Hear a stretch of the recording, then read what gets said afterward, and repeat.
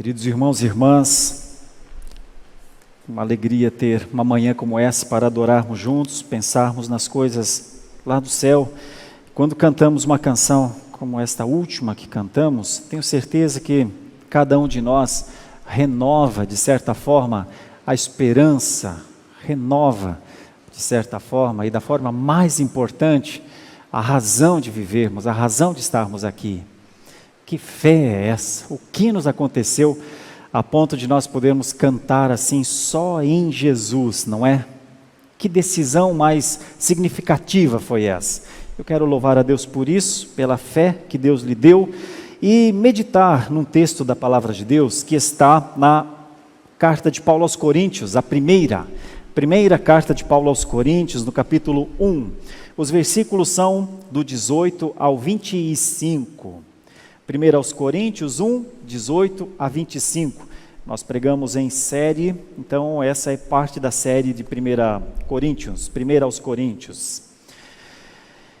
Meu tema é a mensagem da cruz, exatamente como está no subtítulo que a Sociedade Bíblica do Brasil deu, e muitas das nossas Bíblias, quando você abre nesse texto, já tem o tema em cima, a mensagem da cruz.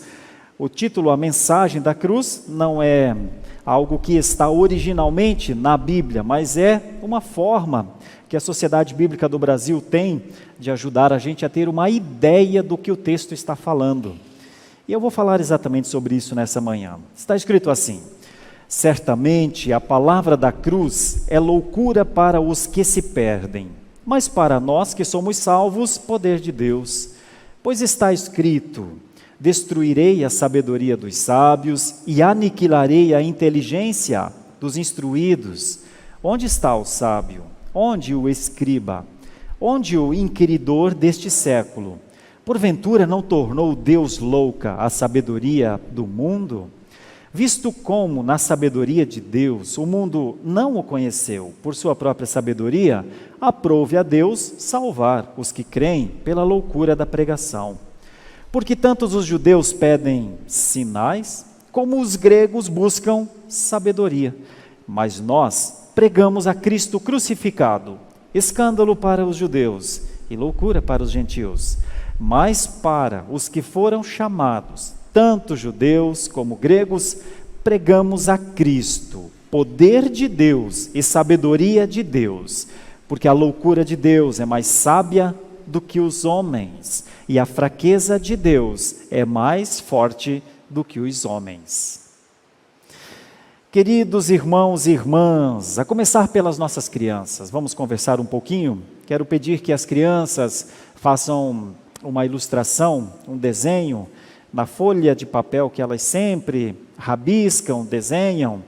Gostaria que vocês, bem no meio da folha, fizessem a cruz de Cristo, bem grande. Só a cruz vazia, a cruz de Cristo. Eu gostaria que vocês, se tiverem canetinha, lápis de cor, pintassem duas cores diferentes, de um lado da cruz de uma cor e de outro lado da cruz outra cor, a cor que vocês quiserem. O que o pastor quer é que vocês percebam que a cruz divide mundos, divide pensamentos. Então, a cruz no meio, de um lado, um tipo de cor, qualquer cor, a que você quiser. E do outro lado, outra cor. A cruz no meio, com duas cores diferentes. É um desenho muito simples, mas o pastor gostaria que você compreendesse o que é que a cruz faz. O poder da cruz. Como a cruz divide cores, divide o tempo entre antes e depois de Cristo, divide pensamentos, ideias, concepções. Isso é a cruz. A mensagem da cruz sempre produzirá repulsa. Um número muito grande de pessoas no mundo detesta a cruz, não se identifica com ela. E um outro número, não tão grande, ama a cruz, agradece pela cruz, vive pela cruz, pela morte daquele que esteve lá na cruz. Esse outro grupo vive. O que faz dois grupos tão distintos? A cruz. Então, Paulo já tinha esse entendimento, e quando ele conversa com os coríntios, ele vai falar sobre essa cruz.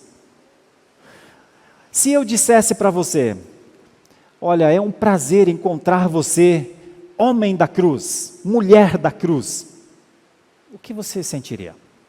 Algo bom, algo não tão bom?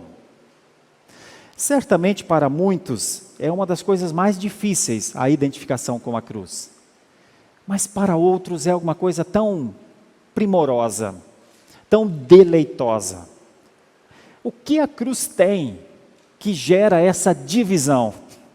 Literalmente uma divisão. De um lado quem odeia e de outro lado quem ama. Essa passagem pode nos ajudar pelo seguinte, porque nós temos 3 ideias no texto, e eu quero falar sobre isso. A primeira ideia que o texto vai mostrar é que ela é escândalo para um grupo mesmo. A outra ideia é que ela é loucura para um outro grupo. Para um grupo escândalo, para outro grupo loucura. E para um terceiro grupo, poder e sabedoria. Deixa eu pensar com você. Primeiro, para aquele grupo em que a cruz é um escândalo, é intolerável, é pedra de tropeço, não faz sentido, eles não querem saber nada da cruz. O texto diz que são os judeus. Aliás, Paulo diz isso. Paulo diz que para os judeus, a cruz não faz nenhum sentido, ela é alguma coisa horrível. Mas por que os judeus se escandalizam na cruz? Os judeus não estavam esperando o Messias? Os judeus não acreditam nos profetas? Os judeus não vinham servindo a Deus com todas as suas leis cerimoniais, leis civis, leis morais? Por que eles se assustaram quando a cruz passou a fazer parte da história? Você já parou para pensar? O que assustou tanto os judeus? Eu digo que 2 razões fizeram com que os judeus dissessem: nós estamos certos. Não faz nenhum sentido, é um escândalo, é intolerável que que eles dizem ser o Messias, seja o Messias. 2 razões, porque, meus irmãos, cruz e unção de rei, para os judeus, são incompatíveis. E de onde eles tiram esse sentido? Da Bíblia. Em Deuteronômio 21, 23, você não precisa abrir, mas está escrito assim: é maldito de Deus todo aquele que for pendurado no madeiro. Então os judeus tomavam o livro de Moisés, viram a Jesus no madeiro e diziam: não faz sentido. A Bíblia diz que é maldito de Deus todo que for pendurado no madeiro, numa cruz, ou seja, um lugar de condenação. Unção de rei era diferente. O rei todo-poderoso, tomado de honras militares, de honras sociais, de honras de embaixadores de outros países. Quando um rei era colocado em um local para reinar, e era assim que os judeus esperavam o seu Messias, ele estava tomado de um manto vermelho, de uma coroa gigantesca, de súditos, de pessoas balançando aquelas folhas de vento. Fazia-se o melhor, ele era reconhecido. Um rei ungido era tomado de uma honra única. Então os judeus, enquanto não tinham a ideia da cruz, muitos dos judeus colocaram palmas para Jesus entrar em Jerusalém e governar. Hosana, bendito o que está entre nós, o que vem em nome de Deus. Assim eles falaram com aqueles que eles pensavam que seria um rei glorioso, que os defenderia do império tirânico dos romanos. Enquanto eles não olham para a cruz, Jesus faz parte do radar dos judeus. Ele era a esperança dos judeus. No entanto, quando ele entra em Jerusalém, e não vai de maneira poderosíssima, assentar no trono, quando ele vai para o templo, eles começam a olhar e dizer, tem alguma coisa errada aqui, estamos esperando alguém que provavelmente não seja, ele não é a nossa esperança. E então judeu com judeu começou a dizer, está incompatível, tem alguma coisa errada. E quando Jesus vai para a cruz, eles têm a certeza então, eles têm a certeza de que eles estavam certos. Não, ele não é rei, ele não governa, ele é um condenado, ele é um perdedor. E por causa disso, eles defendem com muita ênfase que a cruz é um escândalo. Vejam só, eles rejeitam a cruz por pensar, como é que o Messias vai para a cruz? Eles não aceitam a cruz. Eles não conseguem perceber o mecanismo, a ação de Deus na cruz. Eles não conseguem perceber a entrega do Filho na cruz para pagar pecados. Eles não conseguem perceber que ali está aquele que morreria por pecados que não eram dele. E por conta disso, essa é uma das razões então, que judeus realmente se escandalizam na cruz, até hoje, meus irmãos, viu? Eu tenho contato pessoal com um judeu, até hoje é escândalo. A outra razão que os judeus se escandalizam também na cruz de Cristo, tem a ver com sinais miraculosos de poderio nacional. Os judeus viveram e sofreram muito na mão de inimigos, sofreram demais.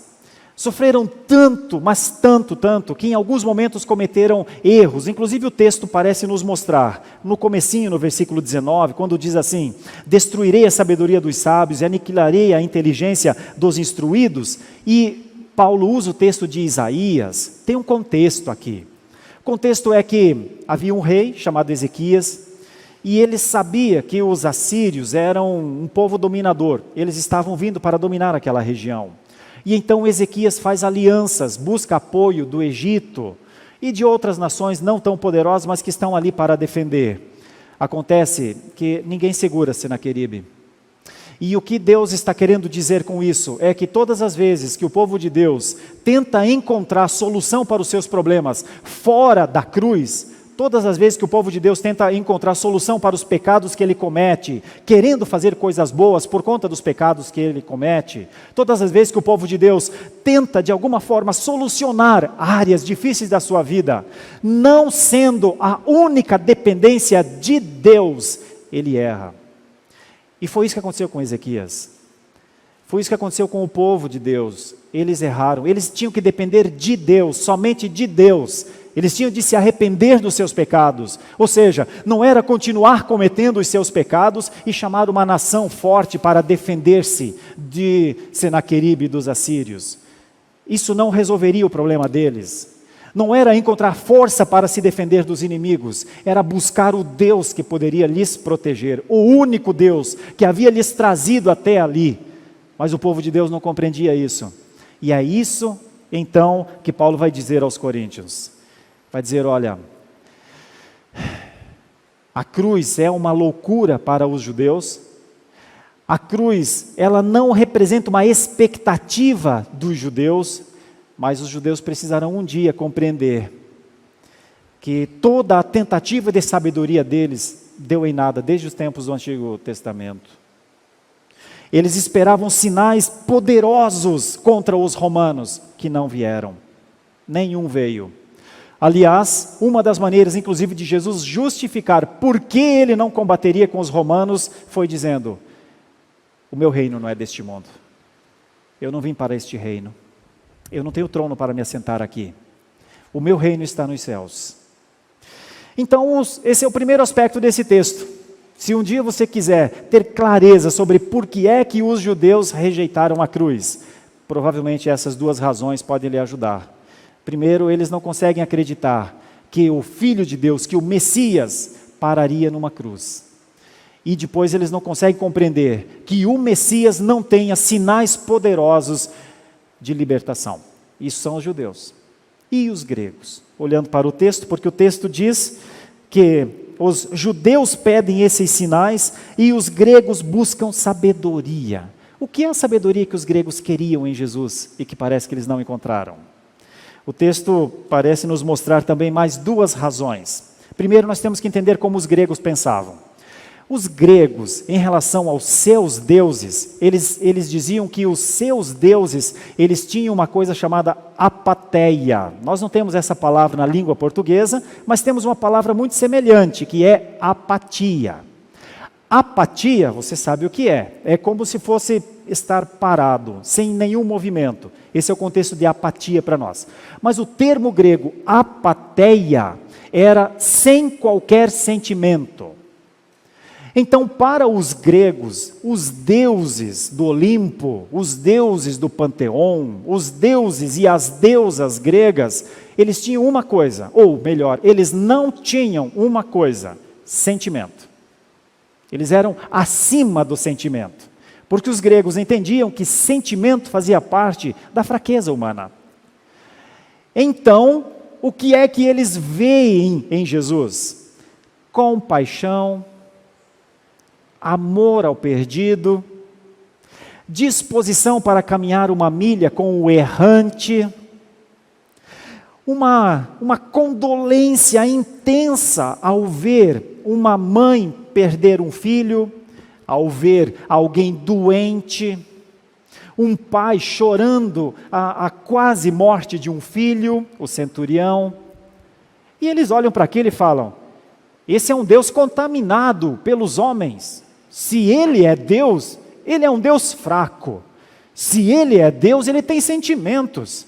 Ele não é um Deus como os deuses, que tem apatheia.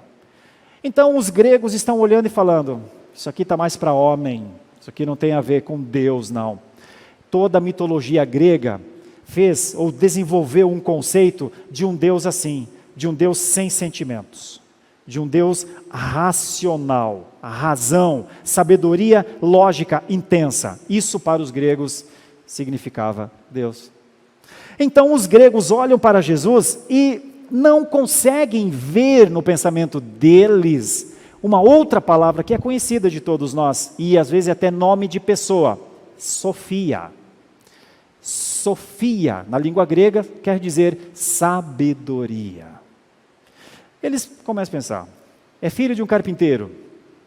Eles começam a pensar: anda no meio do povo, se veste como um qualquer, fala como um qualquer, dá a mão para qualquer um que precisar, chora diante de um amigo que morreu, se preocupa com o sentimento fútil, desnecessário de uma mulher que, quando ele chega à casa, ela derrama, quebra um vaso para molhar o seu cabelo perfumado.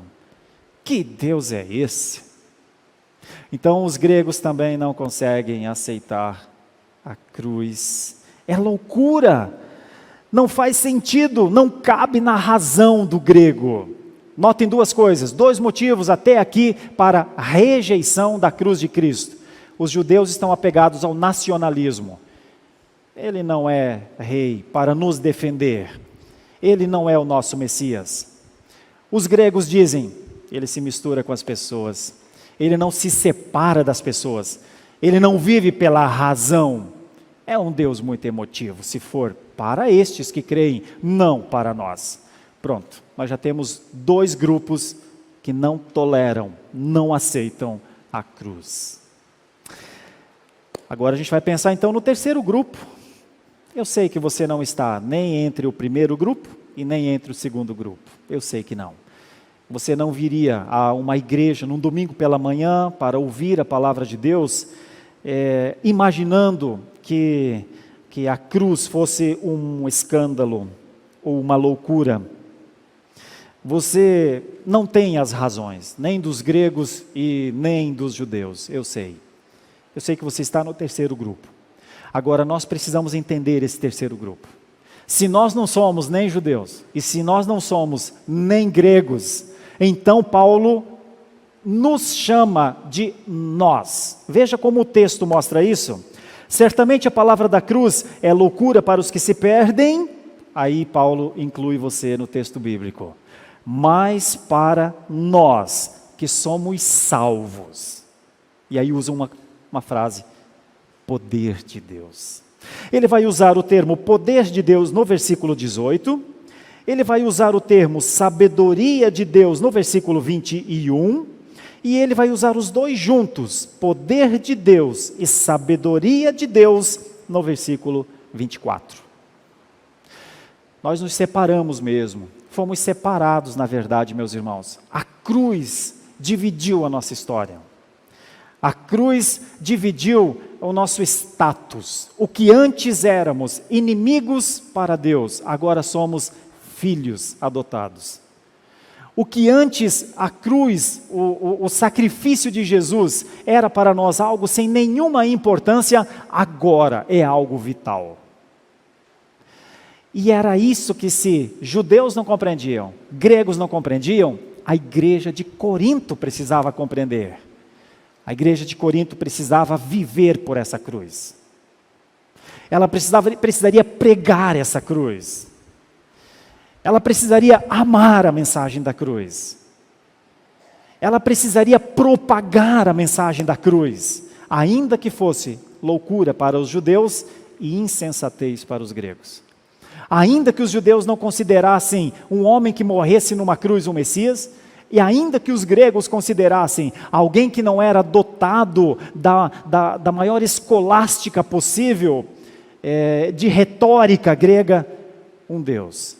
Ainda que esses dois grupos fizessem rejeição ferrenha, e fizeram a todo o ministério de Jesus, enquanto ele estava andando por essa terra que hoje andamos, depois quando ele foi para a cruz e morreu na cruz, esses dois grupos também não acreditaram, não creram na ressurreição. Mas nós, diz Paulo, mas para nós, a cruz tem um significado. Essa é a mensagem que eu quero trazer nessa manhã para os meus queridos irmãos. O poder e a sabedoria de Deus para os que crerem passa pela cruz. Nesta semana, na quarta-feira, eu vi um homem arrancar um crucifixo do seu pescoço. Um crucifixo que a sua avó deu a ele.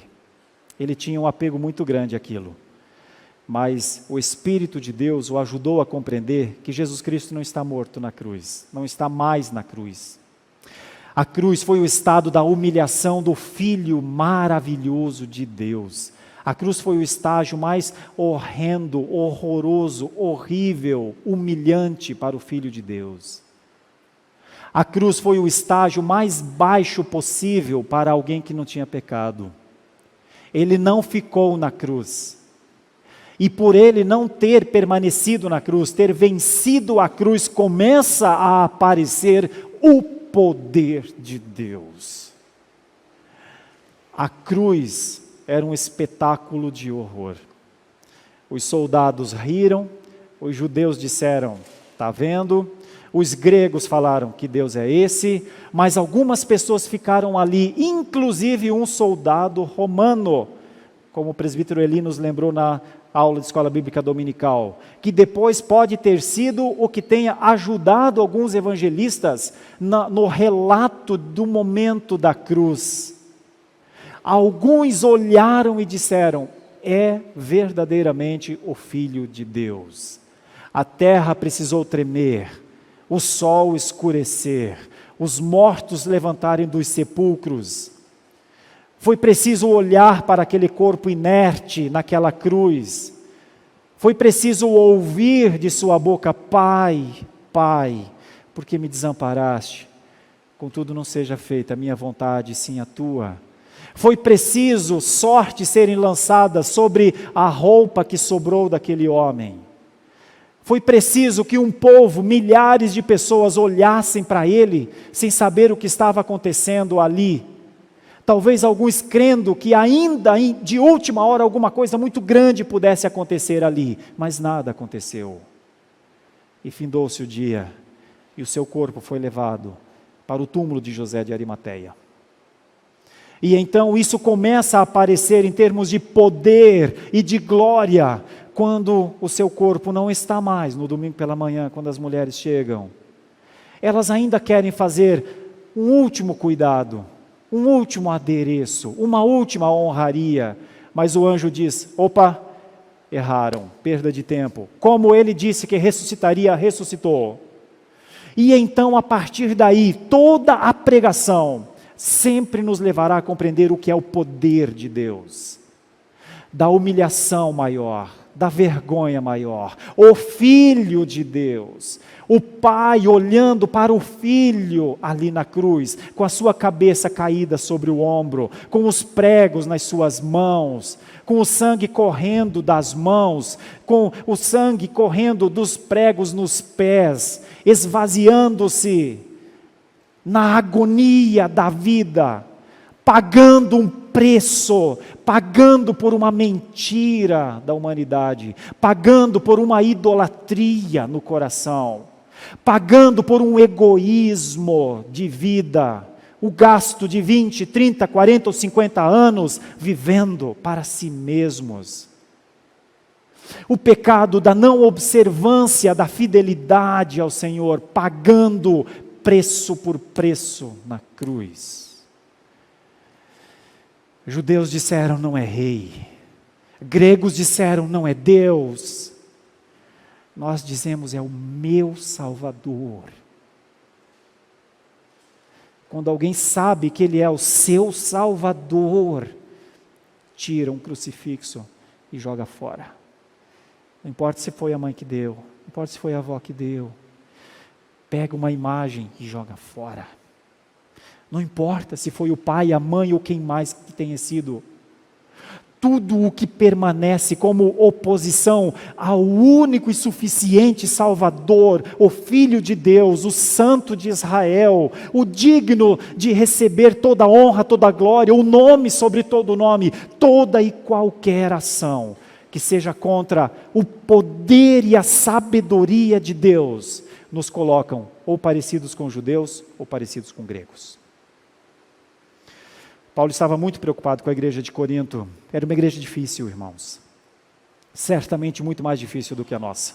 De convivência, de vida cristã, certamente. Uma igreja que se dividia entre os pastores da igreja. Uma igreja que não compreendia direito as relações familiares. O que era ser pai, o que era ser mãe, o que era ser filho. Certamente uma igreja confusa em relação à idolatria dessa região. Até por conta de onde ela estava. Em Corinto, uma cidade grande. Era uma igreja que duvidava facilmente, e duvidou inclusive do próprio apóstolo Paulo. Era uma igreja muito difícil. Mas Paulo vai ajudar a igreja de Corinto a saber, a compreender, que ela tinha que crer, que não cabia, não era um direito dela duvidar, que ela tinha de crer unicamente no poder e na sabedoria de Deus. E Paulo usa o termo dizendo: olha, enquanto pessoas tentando com suas sabedorias enquanto tentaram com suas sabedorias chegarem a Deus, todos fracassaram. O fracasso do homem faz parte da sua humanidade, mas a sabedoria de Deus chega no estado de fracasso do homem. É quando nós não conseguimos, é quando nós não temos força. O Senhor opera com a sua força. A cruz é força de Deus, a cruz é poder de Deus. E tem um aspecto ainda que é exegético, que nos ajuda e certamente vai te ajudar.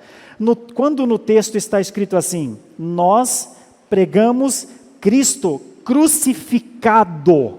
Nós pregamos Cristo crucificado. No versículo 23, o termo da língua grega aqui, o tempo verbal da língua grega aqui, quer dizer o seguinte: não que Cristo foi unicamente crucificado uma vez, para quem gosta de língua portuguesa é o particípio ativo. Não que Cristo foi unicamente crucificado uma vez lá naquele dia, há 2000 anos atrás, mas que os seus efeitos, os efeitos da cruz, permanecem. A cruz é um efeito permanente para nós. O poder do Filho de Deus ter ressuscitado da cruz permanece sobre nós. A vitória do Filho de Deus sobre a morte, aquele que foi crucificado, mas os efeitos da sua crucificação permanecem sobre todos os que creem. Por isso a gente cantou na canção, por sua morte eu viverei. Porque ela não é uma morte pontual, ela é uma morte que todos os dias nos leva a morrer com Cristo na cruz. Nós chamamos isso de união mística. De vez em quando eu falo sobre isso, nós falamos sobre isso. Porque a cruz era o nosso lugar. Com isso eu quero dizer para vocês coisas bem simples aqui, concluindo a nossa meditação. O que é a mensagem para nós, a mensagem da cruz para nós? Porque nos dias atuais, há cristãos que querem viver o cristianismo, mas sem a cruz. Eles querem viver um cristianismo vitorioso, maravilhoso, eles querem viver um cristianismo de igrejas cheias, sem caber mais ninguém dentro das igrejas. Eles querem viver uma coisa vitoriosa e poderosa, até para mostrar ao mundo muitas vezes, veja como nós somos fortes. Mas às vezes não querem a cruz de Cristo. Eles não querem morrer todos os dias na cruz com Jesus. Eles não querem se identificar com aquela cruz. Ela continua sendo escândalo para eles. Ela continua sendo uma loucura de Deus para eles. É muito complicado quando instituições inteiras passam a viver com o Cristo sem cruz e passam a pregar que a cruz não existe, ou que ela foi pontual, uma vez só lá na história. Nós não podemos fazer isso. A teologia reformada não abre mão na sua cristologia de aplicar as coisas como elas são. O Cristo que Paulo pregava, o Cristo crucificado que Paulo pregava é o Cristo que nós continuamos pregando. O efeito da cruz de Cristo lá, daquele momento, continua sendo um efeito, um resultado sobre nós. Nós somos uma igreja cristã do Cristo crucificado. Nós somos o povo da cruz. Nós somos a família que vive pela cruz. Nós olhamos pela fé e contemplamos que um dia ele foi pendurado no madeiro, foi tornado maldito de Deus por nós. Nós é que vivíamos na maldição. E aquele estado dele na cruz mostrou que ali era o lugar da humanidade. Nós, a igreja, precisamos diariamente lembrar disso. Lá está um lugar que era para ser meu. O meu pecado me levaria para lá. E ele fez isso por mim. Então, para nós sim, é poder e sabedoria. De Deus, não nossa. Mas a sabedoria de Deus foi disposta para nós. A sabedoria de Deus na cruz nos mostrou que na plenitude dos tempos, Deus enviou o seu Filho, a primeira vinda, raiou a era da esperança. O que para muitos era morte, para nós se tornou vida. A cruz nos mostra que os profetas estavam certos quando eles diziam que num tempo certo, adequado, o descendente da mulher viria. A cruz nos mostra o que o profeta Isaías disse, que não se viria nenhuma beleza nele, ele seria rejeitado mesmo. A cruz nos mostra que além da profecia, se ele que prometeu que o filho viria, também prometeu que um dia ele voltaria. A cruz é o start para a segunda vinda. Quando ele morre na cruz, ascende aos céus, está à direita de Deus Pai e virá para julgar vivos e mortos, é a cruz que fez esse relógio começar a correr.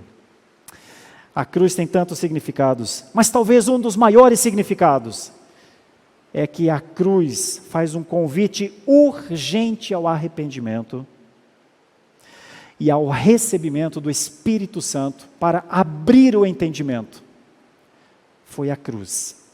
Judeus e gregos não tiveram isso. Aqueles que estavam lá não tiveram isso naquele momento. Mas Deus nos deu isso. E se houver alguém entre nós que ainda não arrependeu-se dos seus pecados, não confiou em Jesus Cristo, o Cristo da cruz, por talvez achar que isso é uma loucura ou uma insensatez, eu preciso lhe dizer, não saia dessa igreja pensando como um judeu ou como um grego. A cruz é poder de Deus. A cruz é sabedoria de Deus. A cruz vazia hoje representa a sua salvação. Se você ainda não creu, creia. Viva por essa cruz. Viva por essa morte. Ele ressuscitou e voltará. Por isso, a igreja continuará a ser um projeto de Deus que não se acomoda à mente humana. A cruz não se acomoda, não encaixa na mente secular do mundo. Não encaixou na mente dos judeus, também não encaixou na mente dos gregos. Mas cabe perfeitamente naqueles que creem. Quem não crê, continuará a achar a cruz uma loucura, uma insensatez. Quem crê, reconhece ali o poder de Deus e a sua sabedoria. Se você crê em Deus, se você compreende que o poder de Deus lhe salvou, viva por isso. Se você está conosco nessa manhã, nos acompanha talvez por nossas plataformas, mas a cruz para você ainda é uma incógnita, eu tenho de lhe dizer, quem crê, aceita a cruz, compreende a cruz, vive por ela, porque o seu Salvador um dia morreu nela, mas hoje ela está vazia. Se alguns ainda acham que Cristo está pendurado na cruz, nós temos que dizer que Ele ressuscitou. Feche os seus olhos, vamos orar ao Senhor. Santo e eterno Deus, a mensagem da cruz divide pensamentos, a mensagem da cruz deixa muitas pessoas no mundo de maneira desconfortável, porque quando se fala que a cruz era o nosso lugar, parece que nós vivemos imaginando que esse não seria o nosso destino. Por que é que nós teríamos de ir para a cruz? Mas o Senhor Deus enviou o seu Filho porque sim, um mundo que te nega, um mundo que te desonra, um mundo que não te conhece, um mundo que não gosta das tuas leis, um mundo que não vive sob o teu senhorio, um mundo que não ama as tuas palavras, mal sabe a sua situação, mal sabe da sua situação. Por isso eles continuarão achando que a cruz é loucura, ou que é insensatez. Mas eu te agradeço porque o Senhor abriu o nosso entendimento para compreender a mensagem poderosa da cruz. Uma rude cruz, uma terrível cruz, uma humilhante cruz, o nosso lugar. Ajuda-nos a compreender, Senhor, que de todo esse martírio, de toda essa angústia, de todo esse sofrimento, do nosso irmão maior, do nosso Redentor, do nosso Salvador, é o benefício para que possamos viver. Ajuda-nos a viver intensamente a fé que vem da cruz. E se porventura houver alguém entre nós que nesse momento está com uma fé balançante, uma fé duvidosa, uma fé frágil, fraca, fortalece o coração, Senhor, com a Tua palavra. Ajude-o a descansar, porque essa vida está certamente com grandes dificuldades espirituais. Ajude-o a descansar no poder da cruz. Ainda que seja um escândalo, ainda que seja uma loucura, para nós é poder. E dá-nos, Senhor, continua a nos dar o poder de olharmos para as pessoas e falarmos a elas que nós vivemos pela ressurreição daquele que esteve na cruz.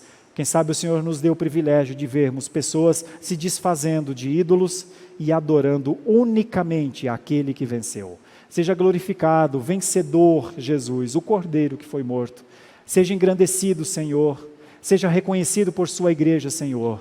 Nos seus braços abertos, mãos pregadas, pés pregados, um corpo preso, mas logo depois, por muito pouco tempo, a morte não conseguiu detê-lo. Senhor, que promessa é essa? Que esperança é essa?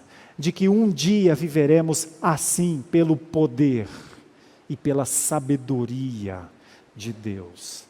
Enche o nosso coração com essa esperança, Senhor. Nós te pedimos, suplicamos, em nome de Jesus, que vive. Amém. Muito obrigado por nos acompanhar até o final deste vídeo.